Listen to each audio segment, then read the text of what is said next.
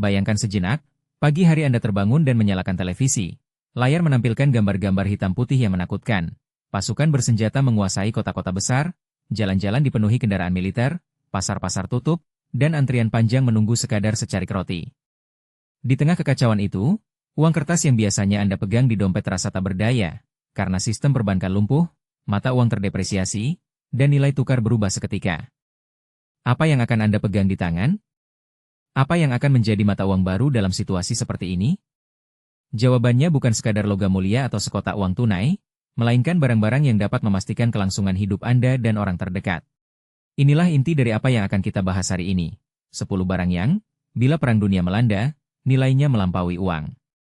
Kita hidup di era di mana konflik berskala besar tampak jauh, namun dinamika geopolitik, persaingan sumber daya, dan ketegangan militer di beberapa wilayah membuat ancaman perang menjadi lebih nyata daripada sekadar cerita fiksi. Ketika sebuah negara terjebak dalam perang, rantai pasok global yang selama ini menjadi tulang punggung ekonomi terputus.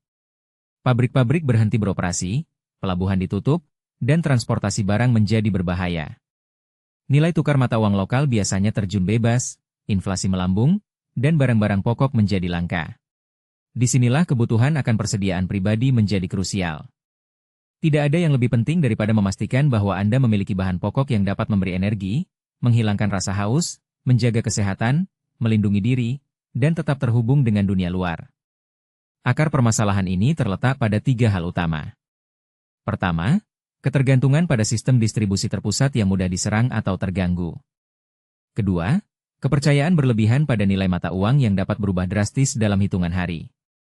Ketiga, kurangnya pengetahuan praktis tentang apa yang harus dipersiapkan dan bagaimana cara mengelolanya.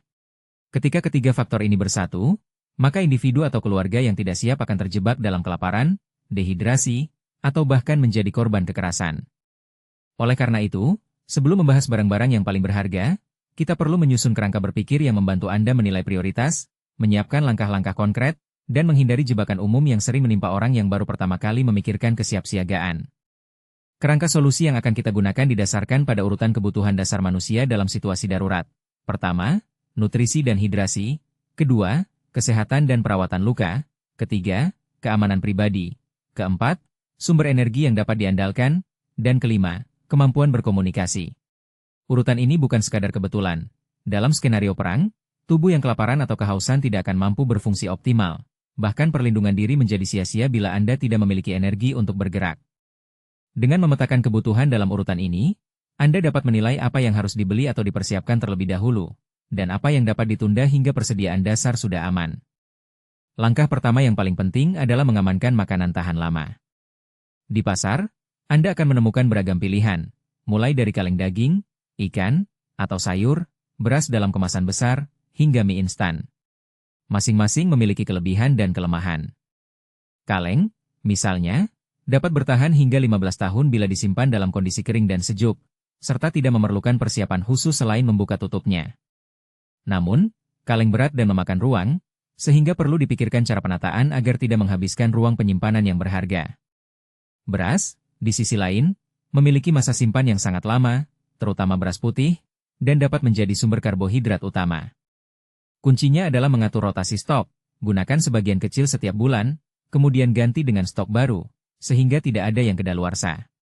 Mie instan menjadi pilihan praktis karena hanya memerlukan air panas, namun kandungan nutrisinya terbatas, sehingga sebaiknya dipadukan dengan sumber protein lain seperti kacang kalengan atau daging kering. Untuk mengoptimalkan nilai, pilihlah barang dengan label tanpa tambahan gula atau rendah sodium agar tetap sehat bila dikonsumsi dalam jangka panjang. Simpan semua makanan dalam wadah kedap udara, letakkan di tempat yang tidak terkena sinar matahari langsung, dan pastikan suhu ruangan tidak melebihi 25 derajat Celcius. Jika memungkinkan, sediakan ruang penyimpanan di bawah tanah atau gudang yang memiliki ventilasi baik, karena suhu yang stabil memperpanjang umur simpan. Setelah makanan, air bersih menjadi prioritas kedua yang tidak boleh diabaikan. Tanpa air yang layak minum, tubuh manusia hanya dapat bertahan 3 hingga 4 hari. Di tengah konflik, jaringan distribusi air bersih sering terganggu, dan sumber air alami dapat terkontaminasi. Oleh karena itu, persediaan air dalam kemasan harus menjadi bagian integral dari persiapan Anda. Pilihlah botol air berkapasitas 1 liter hingga 5 liter, yang terbuat dari bahan BPA-free, serta pastikan Anda memiliki setidaknya 3 hari persediaan per orang. Namun, mengandalkan hanya pada botol tidak cukup. Ruang penyimpanan yang terbatas membuat Anda harus mencari solusi tambahan. Disinilah filter air portable berperan penting. Filter jenis keramik atau membran dapat menyaring partikel, bakteri, dan protozoa, memungkinkan Anda memanfaatkan sumber air alami seperti sungai atau sumur yang mungkin masih tersedia di sekitar wilayah Anda. Pastikan filter yang dipilih memiliki kapasitas yang cukup untuk kebutuhan harian keluarga, dan pelajari cara membersihkannya secara rutin agar tidak menimbulkan kontaminasi silang. Simpan filter bersama dengan tabung air cadangan, dan lakukan uji coba sebelum situasi darurat terjadi, sehingga Anda yakin akan efektivitasnya. Jika memungkinkan, pertimbangkan untuk menyiapkan tangki penampungan air di halaman rumah, yang dapat menampung puluhan liter, serta gunakan penutup yang rapat untuk mencegah masuknya serangga atau debu. Langkah ketiga berfokus pada kesehatan, obat-obatan dan peralatan medis dasar. Pada masa perang, apotek dan rumah sakit mungkin tidak dapat melayani semua orang, dan obat-obatan penting dapat menjadi barang langka. Oleh karena itu, memiliki kotak P3K yang lengkap menjadi investasi yang tak ternilai. Di dalamnya, sebaiknya terdapat perban steril, plester, kain kasa, antiseptik, serta obat-obatan dasar seperti paracetamol, ibuprofen, antibiotik spektrum luas, misalnya amoksisilin, serta obat anti diare. Jika Anda atau anggota keluarga memiliki kondisi medis khusus, pastikan persediaan obat kronis seperti insulin, antihipertensi, atau inhaler asma disiapkan dalam jumlah yang cukup untuk setidaknya 1/2 tahun, dan simpan di tempat yang tidak terpapar suhu ekstrim. Selain itu, sediakan alat seperti termometer digital, gunting medis, dan sarung tangan steril. Kunci keberhasilan di sini adalah mengatur rotasi obat, karena sebagian besar memiliki masa kedaluarsa. Tandai tanggal pembelian pada setiap kemasan, dan setiap 3 bulan lakukan pemeriksaan untuk mengganti yang mendekati batas waktu. Jika Anda tidak memiliki latar belakang medis, luangkan waktu untuk mempelajari teknik pertolongan pertama dasar, seperti menghentikan pendarahan, melakukan kompresi pada luka terbuka, dan cara melakukan CPR. Pengetahuan praktis ini dapat menjadi perbedaan antara hidup dan mati ketika bantuan profesional tidak tersedia. Keamanan pribadi menjadi langkah keempat yang tak kalah penting. Di tengah konflik, keamanan tidak hanya bergantung pada pihak berwenang. Anda harus siap melindungi diri dan keluarga dari potensi ancaman, baik itu perampokan, penyerangan, atau bahkan kekacauan yang melibatkan senjata api. Alat pertahanan pribadi yang efektif meliputi pisau taktis, baton, atau senjata non-letal seperti semprotan merica. Pilihlah pisau dengan bilah yang tahan karat, panjangnya tidak lebih dari 10 cm agar mudah disembunyikan, namun cukup kuat untuk memotong tali atau membuka kaleng dalam keadaan darurat. Baton dapat menjadi pilihan jika Anda memiliki cukup ruang untuk menyimpannya, dan dapat digunakan untuk menghalau serangan tanpa menimbulkan luka fatal. Semprotan merica, bila digunakan dengan bijak, dapat memberikan waktu bagi Anda untuk melarikan diri. Namun, penting untuk memahami regulasi lokal terkait kepemilikan dan penggunaan alat-alat ini, agar tidak melanggar hukum yang dapat menambah masalah. Simpan semua alat pertahanan di tempat yang mudah dijangkau namun tersembunyi, misalnya di dalam laci pakaian atau kotak penyimpanan yang terintegrasi dengan perabot rumah. Latih diri Anda secara rutin untuk menguasai penggunaan alat tersebut, sehingga dalam situasi darurat Anda tidak panik dan dapat mengaplikasikannya dengan tepat. Langkah kelima menyoroti sumber energi cadangan. Tanpa listrik, lampu, pemanas, atau bahkan perangkat komunikasi tidak dapat berfungsi, dan ketergantungan pada jaringan listrik yang rentan menjadi titik lemah. Oleh karena itu, persediaan energi dalam bentuk bensin, solar, dan baterai besar harus dipertimbangkan. Bensin dapat digunakan untuk menggerakkan generator portabel, yang pada gilirannya dapat menyalakan lampu LED, pompa air, atau charger. Pastikan Anda memiliki tangki bensin yang disimpan di tempat yang ventilasi baik, jauh dari sumber panas, dan dilengkapi dengan tutup yang rapat. Simpan juga solar panel portabel, yang dapat mengisi ulang baterai atau langsung menyalakan perangkat kecil seperti lampu atau radio. Pilih panel dengan daya minimal 100 watt, yang cukup untuk mengisi baterai berkapasitas tinggi dalam beberapa jam sinar matahari. Baterai besar, seperti baterai lithium-ion atau lead-acid, dapat menjadi sumber cadangan utama. Pastikan baterai disimpan pada suhu ruangan, dan lakukan pengecekan tegangan secara berkala. Baterai yang dibiarkan kosong terlalu lama dapat kehilangan kapasitasnya secara permanen. Kombinasikan ketiga sumber energi ini. Gunakan solar untuk mengisi baterai pada siang hari, simpan energi dalam baterai, dan gunakan generator berbensin hanya bila diperlukan, misalnya saat cuaca mendung atau ketika kebutuhan listrik meningkat drastis. Dengan sistem energi yang berlapis, Anda mengurangi risiko kehabisan daya pada saat paling krusial. Langkah ke-6 melengkapi rangkaian persiapan dengan perangkat komunikasi. Dalam situasi perang, jaringan seluler sering terputus, dan informasi menjadi barang berharga. Radio ham, amateur radio, menjadi salah satu alat komunikasi yang paling handal, karena dapat beroperasi tanpa infrastruktur seluler dan dapat menjangkau jarak jauh dengan antena yang tepat. Memiliki radio ham yang dilengkapi dengan antena portabel, serta lisensi operasi yang sudah Anda miliki, memungkinkan Anda menerima berita, koordinasi dengan tetangga, atau meminta bantuan. Jika lisensi belum dimiliki, pertimbangkan untuk mengikuti kursus singkat sebelum konflik terjadi, karena proses perizinan biasanya memakan waktu. Selain radio ham, perangkat satelit seperti messenger satelit atau telepon satelit dapat menjadi jembatan komunikasi yang tak tergantikan, terutama bila Anda berada di daerah terpencil. Pastikan perangkat tersebut memiliki baterai cadangan atau dapat diisi melalui charger solar. Charger solar, yang sudah disebutkan pada bagian energi, menjadi kunci untuk menjaga perangkat tetap hidup. Simpan charger dalam tas yang mudah diakses, dan pastikan panel bersih dari debu agar efisiensi tetap optimal. Uji coba semua perangkat secara rutin, setidaknya sebulan sekali, untuk memastikan tidak ada kerusakan tersembunyi dan baterai masih berfungsi dengan baik. Setelah menyiapkan semua barang di atas, penting untuk memahami bagaimana mengintegrasikannya dalam kehidupan sehari-hari. Persiapan bukan sekadar menumpuk barang di gudang. Anda harus mengatur alur penggunaan, rotasi, dan pelatihan. Mulailah dengan menempatkan makanan tahan lama di rak yang mudah dijangkau, namun terpisah dari barang lain agar tidak tercampur bau atau kelembapan. Buatlah zona khusus untuk air bersih, misalnya di sudut dapur, dengan wadah yang tertutup rapat. Simpan peralatan medis di lemari pertama yang dapat dibuka dengan cepat, dan beri label yang jelas.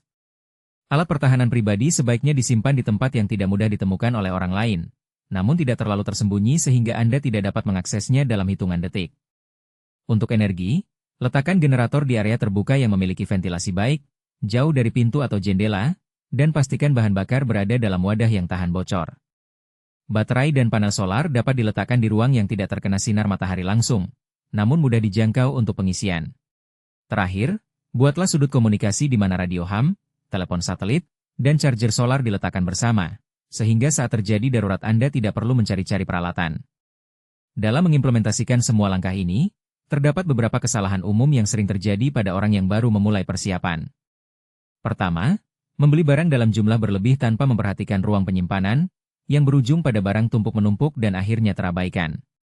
Solusinya, lakukan audit ruang terlebih dahulu, kemudian sesuaikan jumlah barang dengan kapasitas yang tersedia, dan gunakan sistem rotasi yang teratur. Kedua, mengabaikan tanggal kedaluarsa pada makanan atau obat-obatan. Ini dapat menyebabkan konsumsi barang yang tidak lagi aman, berpotensi menimbulkan keracunan atau kehilangan efektivitas obat. Cara mengatasinya adalah dengan menandai setiap barang dengan tanggal pembelian, dan mengatur jadwal penggunaan yang memastikan barang lama habis terlebih dahulu. Ketiga, menempatkan semua persediaan di satu lokasi, sehingga bila terjadi kebakaran atau pencurian, semua hilang sekaligus. Pendekatan yang lebih bijak adalah menyebar persediaan ke beberapa titik, satu di rumah utama, satu di tempat kerja, dan satu di lokasi tersembunyi seperti gudang atau ruang bawah tanah.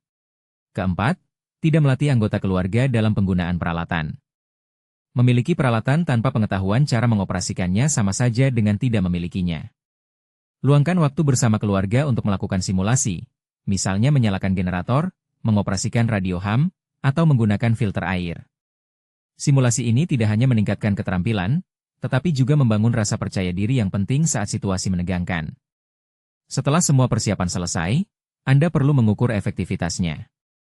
Salah satu cara sederhana adalah dengan melakukan drill atau latihan darurat secara berkala. Pilih hari tertentu, matikan semua listrik, dan coba jalankan generator, gunakan lampu LED, serta pastikan semua peralatan berfungsi. Catat berapa lama baterai dapat menyuplai listrik, berapa banyak air yang dapat dihasilkan dari filter dalam 1 jam, serta seberapa cepat Anda dapat menyiapkan makanan dari kaleng. Evaluasi hasil tersebut dan catat hambatan yang muncul, misalnya generator tidak menyala karena bahan bakar yang sudah mengendap, atau filter yang tersumbat karena tidak dibersihkan. Perbaiki masalah tersebut sebelum situasi sesungguhnya terjadi. Selain itu, lakukan pemeriksaan visual pada semua barang setidaknya setiap 6 bulan, periksa kebocoran pada tangki bensin, pastikan tidak ada karat pada kaleng, dan cek integritas kemasan air. Dengan rutin melakukan evaluasi, Anda tidak hanya menjaga kualitas persediaan, tetapi juga menumbuhkan kebiasaan kesiapsiagaan yang berkelanjutan. Sebagai contoh nyata, Mari kita lihat kisah sebuah keluarga di Jakarta yang memutuskan untuk memulai persiapan sejak 2 tahun lalu setelah membaca laporan tentang meningkatnya ketegangan di kawasan Asia Pasifik. Mereka memulai dengan menilai ruang yang tersedia di rumah, mengalokasikan satu lemari dapur khusus untuk makanan kaleng, beras, dan mie instan. Setiap bulan, mereka mengonsumsi sebagian kecil makanan tersebut, menggantinya dengan stok baru, sehingga tidak ada yang kedaluarsa. Untuk air, mereka membeli 3 galon air mineral, serta sebuah filter keramik portabel, dan menempatkannya di ruang cuci. Setiap minggu, mereka menguji filter dengan air sumur di sekitar rumah, memastikan hasilnya bersih. Di bidang medis, mereka mengisi kotak P3K dengan obat-obatan dasar, serta menyiapkan persediaan insulin untuk ayah mereka yang mengidap diabetes. Mereka melibatkan ayah dalam proses rotasi obat, sehingga ia memahami pentingnya menjaga tanggal kedaluarsa. Untuk keamanan, mereka membeli pisau taktis dan semprotan merica, serta melatih seluruh anggota keluarga cara menggunakannya dalam simulasi pertahanan diri. Di sisi energi, mereka menginvestasikan satu set panel solar portabel berdaya 150 watt, 2 baterai lithium-ion berkapasitas tinggi, dan 1 generator bensin berkapasitas 2,5 kW. Mereka menempatkan generator di garasi dengan ventilasi baik, dan mengisi bensin setiap 3 bulan untuk mencegah pengendapan.